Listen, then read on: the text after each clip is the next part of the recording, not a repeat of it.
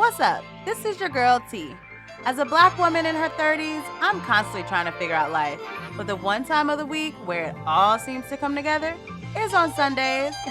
Yeah, that's right. When I talk with my girls at brunch over a glass of champagne. I created this podcast to bring good vibes and open dialogue about various topics from mental health, relationships, personal development, the workspace, to the bubbly that happened over the weekend.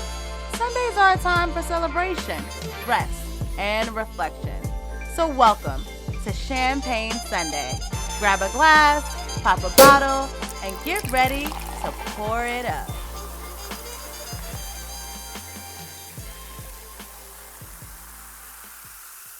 Champagne Sunday is pleased to provide you with social media content for your personal education and informational purposes. Reliance on any information provided by Champagne Sunday or by any person or professional appearing on this podcast is solely at your own risk. Hey, welcome back to Champagne Sunday. It's your girl T, and welcome back to another episode. Oh my God. I have to say, guys, I'm tired, and not necessarily like a tired of something, but just my body feels exhausted, and I just really feel tired. And part of me, I don't know if I've been mood checking myself, and it's checking in with myself and trying to assess how I feel. But lately I feel like I've been on the down slope of just my emotions and how I feel, and when it comes to being motivated, and I'm getting work done and getting things done, I feel like I'm still having interest in things, because sometimes I also monitor myself to see if I'm exemplifying any type of symptoms of depression. But this is just me as a psychologist diagnosing myself. But I think partly of why I feel, and I'm just kind of going into it this episode, is because I feel it, and I feel like I don't want to force myself in going through, our pour it up and going through our bubbly and not really being forthcoming about how I feel right now. But I really do feel kind of low, and I think why I feel that way, I'm not really sure, but I can tell you what some of my thoughts have been really focused on future, and what does the future look like, and what should I be doing now. And I know sometimes we can just get bogged down with that, especially as people who are always achieving. And I think what I have in my mindset or my brain that I think I'm most disappointed about is that I felt like with my degree at working as a psychologist, or going to school for psychology for 5 years, and even though 5 years is just a lump of how much time and effort, I've been working on becoming a psychologist since I feel like 2008 in my mind. And it's just, now it's 2023, right? And you're finally there, and you're finally a psychologist. But I feel like it's kind of what's next? What do you want to do? And even today, my dad was like, well, what is your plan? What do you want to do next? And I remember that being kind of the question too when I graduated. And it's why is it always a next? What's next? What's happening next? What's going to happen next? What are you going to do? How are you going to make more money? How are you going to keep going? And it's man, it's you spend all of this time in one lane and one goal, and there's still an intrinsic need to do more, and then there's also an extrinsic need for you also, people are doing more things and having, different streams of income, and people are talking about private practice and what do you want to do. And I just feel very blah about it all. And then I think what makes it worse is that, in my field, recently you have to renew licenses and renew certifications. And, anything you have to kind of renew, every certain amount of years it comes up, you have to renew, to show that you are, still meet requirements. And DC has given me the hardest time about renewing simple things like my school psychology certification. So brief, quick tools, because some people may not know, and this may be a lot of jargon, but as a school psychologist, you can practice in the schools with a certification, and then as a psychologist, you can practice in schools and any place and in clinics and hospitals, wherever it may be, if you are licensed within the state. I do both. I'm licensed in Maryland and I have a national school psychology certification. I also have a DC certification and I was working on my license in DC. And for my license and for my school psychology certification, it has been the most difficult task. Like, I've gotten so much pushback, emails saying you need more requirements, or your requirements aren't quite right, or this isn't right, or you need to do this. And some of this stuff doesn't make sense, because if you think about it in tiers, right? Some of the things that I'm certifying is very much a low level tier. However, they're requesting a lot of information and things as if it's one of the higher levels. Like, having a license in Maryland, being a licensed psychologist in Maryland is weighs heavier than being a school psychologist in DC certified. Meaning, like, the requirements are more rigorous to attain your licensure than it is your certification. However, they're giving me a hard time as if I am applying for a license or some type of, it's just really, I don't know if it's confusing in the way that I explain it, but it's confusing to me of what they're asking for. And I think that has also started this thinking about, what do you want your life and career to look like down the road? I even saw a post with a tenured school psychologist who used to be a professor at Howard, or kind of like an adjunct professor. And he said, I've been a school psychologist for 15 years. And he was talking about him being in an IEP meeting. And to me, that was just like, wow, I don't think I want to be in IEP meetings in 15 years, right? So nothing bad towards him. It's just a kind of like, what do you want? And then you see other people making their waves and creating conferences in psychology, and you see people, stepping into new positions, and people open up LLCs, and there's so many different routes and things that you can do. And I'm proud of everyone who's finding their own niche, but I'm like, well, what is mine? And I feel like what I've seen is like, I don't want to jump on anybody's bandwagon, in the sense that I don't want to say, oh yeah, I'm going to do this because it looks like it's working for them. But I know me, and I've always been a person who's been very independent and individualistic to my ideas and my goals. Like, I've never patterned what I wanted to do after someone else. And so I'm just like really confused and kind of lost. And I think that's kind of been a little draining. So all of that to say is kind of my, advice out there is, no matter, maybe I'm giving it to myself too, but no matter where you are in your journey, in your career, or just in life, not even just in career wise, because I feel like life too, like life as, today is Mother's Day, it's almost over, but even if you're thinking about like where you are as a mother or a parent, or where you are in your relationship, or wherever you are in life, thinking about what you want the outcome to be is an okay thought, and it's great. But to not stress yourself out about those things, to live in the present moment, and to think where you are, and to love yourself where you are.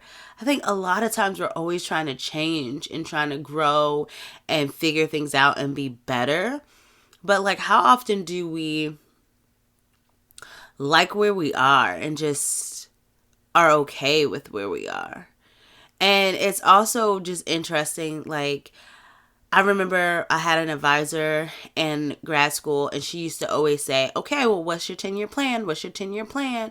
And we would always get stressed and have so much anxiety because it's like, man, we're just trying to make it through today. Like, we're just trying to make sure we graduate. But not even that right now. We're just trying to make sure we get this assignment in. And now I'm like here and I'm like, well, man, maybe I should have had like a 10-year plan, because now I'm lost as like, what should I be doing? What should my plan look like?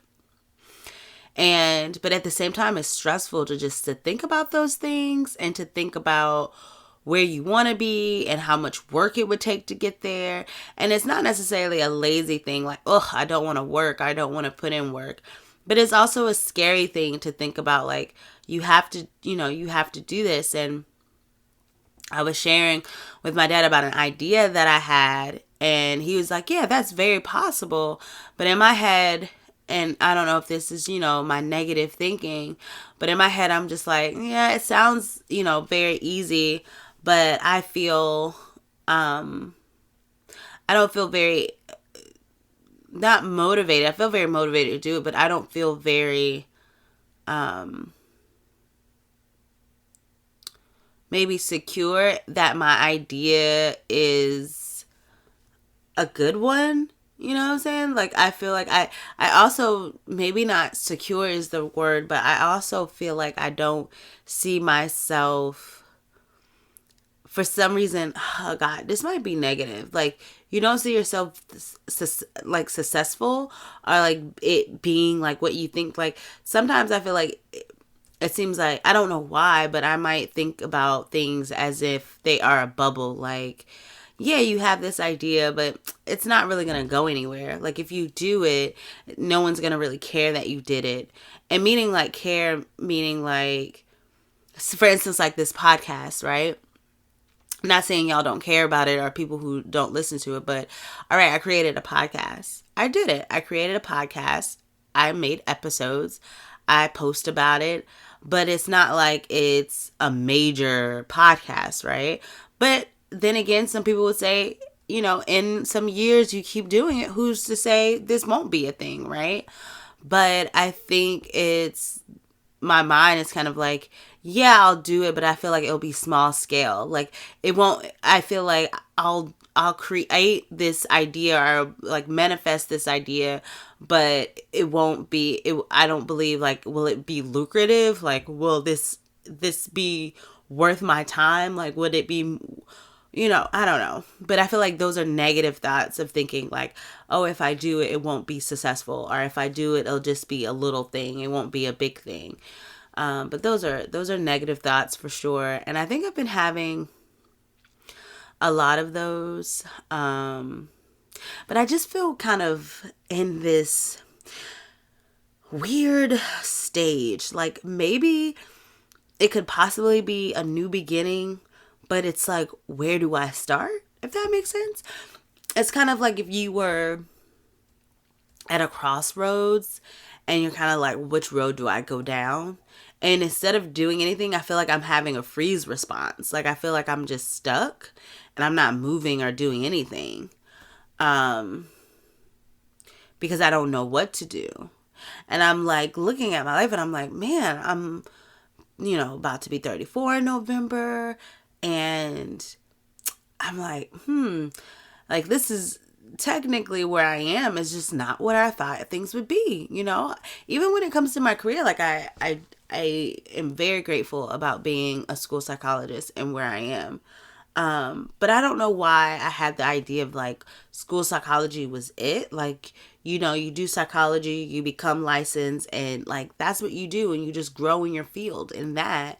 But now it feels like there's this pressure to like do something different. And it's like, well, what do you do? But it's like, why are we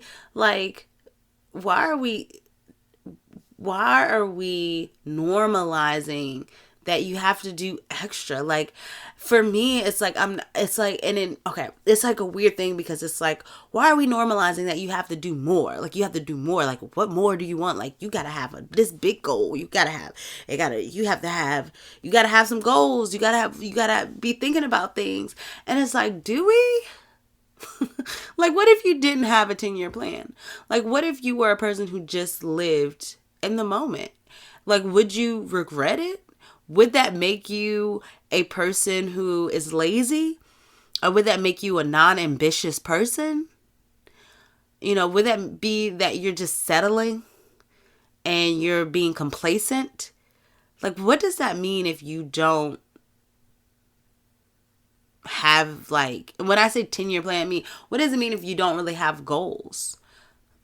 Like, I feel like that's how I really feel like that's how I am right now. Like, I feel like I've always had goals all my life. All my life, there was always a goal. It was like, get an A on the test, make sure you pass the test, and then after you pass the test, make sure you pass the class. And after you pass the class, make sure you get into that program. And once you get into that program, make sure you, get that high GPA, and make sure you're in this organization, and make sure you do this extracurricular activity, and make sure you have all the things that you need, and make sure that you're competitive, and make sure that you write that essay. And it's always been like a thing. And then it's like, make sure you get that internship. Once you get that internship, make sure that you get that practicum. Once you get that practicum, make sure you get that scholar. It's just like, always a goal has always been had.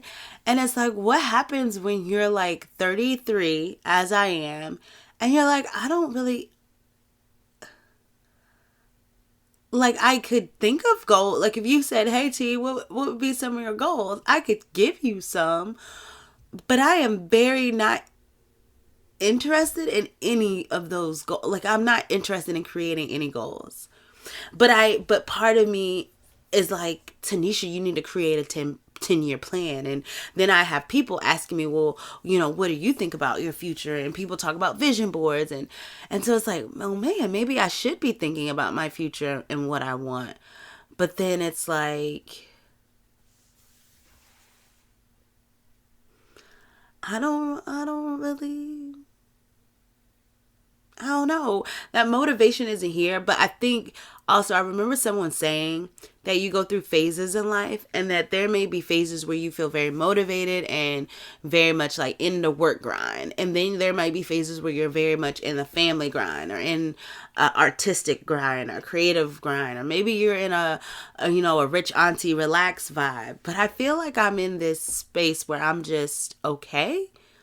I'm not sad, I'm not happy, but I'm okay. But I think what makes me not okay, and what triggers my negative thinking and feeling sad or feeling really bad, is when I see other people achieving goals, and when I hear other people talking about what's next. That makes me feel like I'm doing something wrong. Like, maybe I should be achieving too. So I just want to know, like, I don't know if I'm the only person who's ever felt this way, but I really want to know, for people who probably have been in school for long periods of time, like, do you ever just feel like tapped out when it comes to goals? And I feel like even when it came, like, going back to the certification, right? Like, I was having issues, and so I kept having to email and ask questions. And then I just got to a place where I'm like, I'm tired of fighting to prove myself. To prove that I'm qualified. Like, if you think about it, like, getting an A on a test is proving that you gained the knowledge. Getting into college is proving that you worked hard in high school. Getting a scholarship means you proved yourself to be a very well-rounded individual who is deserving of tuition funds. But it's like, I'm tired of having to prove to people that I am worthy of what I'm doing. I'm tired of having to prove to, boards, psychology boards, licensure boards. I'm tired of having to say, like, yeah, I have I have the knowledge to do what I do, particularly because also there's so many people out here, like, who are giving great, I guess sometimes maybe great, or just maybe, I wouldn't say great, but let me say influential, who are giving influential mental health advice. People who are listening, they're wanting to know. That's why I say influential. And they don't have any license, any certifications, and they're probably making more than me. And it's just kind of that short end of the stick. And I'm just not saying I want to give up, but I'm just kind of tired of proving, or having to prove that I am worthy. And to prove, like, well, what's next for you, Tanisha? And it's like, well shit. I'm a fucking doctor. And I'm not saying like that has to be the end, but it's kind of like, why do I have to have it? You know, like, why is it an expectation that you have this or that you keep achieving? And it's like boss up, boss goals. And it's like, I get it. I mean, I would only say like you know, to me, the only motivator, to be honest, to do more out of have goals would be, you know, more money. But then also too, more money is fun, to do more fun things, to travel, to go places, but more money also doesn't bring happiness. Like, I met this guy the other day at the bar, and he said he was you know, an owner of a lot of restaurants, and he seemed very lucrative. He seemed like he was a successful entrepreneur, and that he had made probably millions of dollars from the things that he was saying. And he was saying that at the same time, he was like, I'm not happy. And I'm not happy at all. And I was like, you're not happy? And he was like, no. And I was like, he was like, I'm trying to work on it, but I'm not happy. And so, you know, money and success and accolades and all of those things are like really great, but they don't truly bring happiness. Like, I think the vacation brings happiness. Like, when you have money, you can go on vacation, or when you have money, you can do XYZ. But at the end of the day, like, happiness isn't in money. Like, it's just not. And I see it in small ways and small things. And I'm not, and like J. Cole say, it's not to slight anybody who's struggling and don't have money, right? Like, he said that in Love Yours. He's like, I don't want to seem like I'm being inconsiderate or of those who don't have money, who struggle and who need money, because money is very important. But also too, when you get to a certain point with money, it's like money can't really bring happiness. It can put you in situations and places where you may be, or you may think you're more happy, but it's not. And then someone else said too, it's like, who said this? He was like, I don't remember who it was, but somebody was like, if we continue to chase things, we think that things are what's going to bring us happiness. We think that happiness is in things that we have, things like the accomplishments, the money, materialistic things. We think that's where happiness is, but we find out that happiness isn't in things, but it is within us. It's like intrinsic. It's like your thoughts. Happiness is in your thoughts and how you reframe and how you think about where you currently are, and how you think about your situation.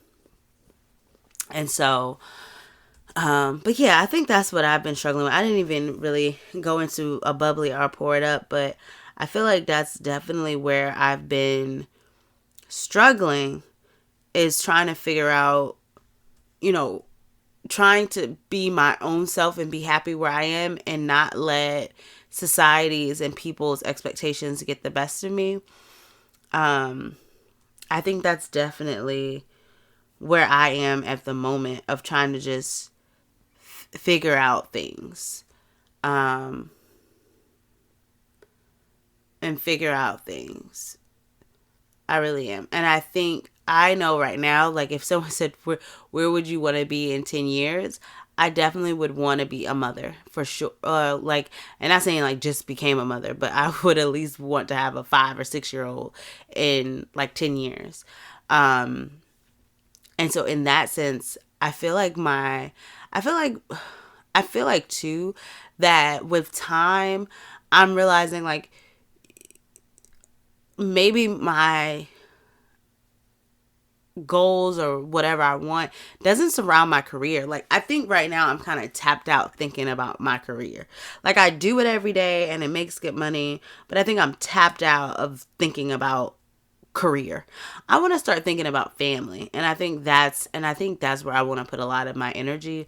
But I think it's like it combats, and I think that's why we also see a lot of older moms nowadays, because a lot of times people are telling women, especially black women, that to focus on your career, to focus on your school, to focus on your degree, and you spend all those years focusing on that, and it leaves little time for you to focus on, you know, your to focus on your family life or focus on love. And I'm not saying there have been people who've done both. I've seen people who've met their significant other in college, or who happen to, be able to combine both, and kind of balance it. But I think it also was because they happened to find somebody who piqued their interest and motivated them to balance both. But for those people who didn't really find someone who may have motivated the balance of it all, it's kind of like you probably put all your eggs in one basket until you looked up and was like, oh, wait,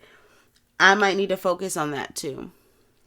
So I don't know. But this is the episode for today. I think I'm going to do something different and start having just shorter episodes and snippets so I can be more consistent in posting these podcasts. I really do hope that you've had a really great Mother's Day. Shout out to all the moms out there who are working so hard and diligently trying and to just get things done, and who are doing it effortlessly. We talked a lot about strong Black women, and we have a lot of strong Black mothers. And also just mothers in general, mothers of color, mothers who are not of color, just doing the thing and putting in a lot of effort to just give their best to their kids. And that's appreciated. So definitely shout out to all the mothers, even the soon to be. I see a lot of people on social media who are pregnant right now. And so that's also very exciting to be a mom to be. So definitely shout out to that. I hope you pour into yourself this week. Give yourself grace. I'm going to give myself grace to just be me and to just be okay with however things are. That's what I'm going to do for myself, and I hope that you do that for yourself as well. And with that being said, this is the end of Champagne Sunday. I will see you soon. Peace.